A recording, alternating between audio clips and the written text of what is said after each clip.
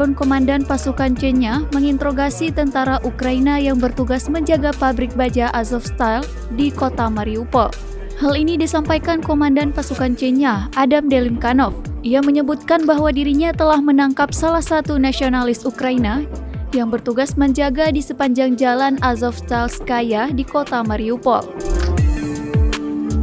Tahanan tersebut mengungkapkan tentang perincian kegiatan para militan Batalion Nasional Ukraina di wilayah pabrik baja Azovstal tersebut.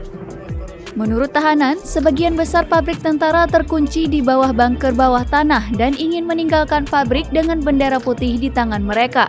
Namun inisiatif tersebut jelas tidak disambut oleh Komando Batalion Nasional Ukraina saat ini. Selain itu, bahkan ada bukti yang dikonfirmasi tentang pembunuhan tentara mereka sendiri yang menyatakan keinginan untuk menyerah.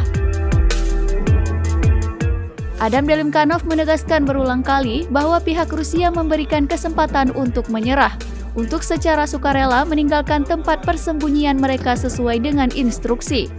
Komandan Chechnya tersebut menyebutkan bahwa ada disinformasi saat ini yang mengatakan bahwa prajurit Chechnya menembaki warga sipil dan tidak menjamin keselamatan tawanan perang, padahal situasinya justru sebaliknya.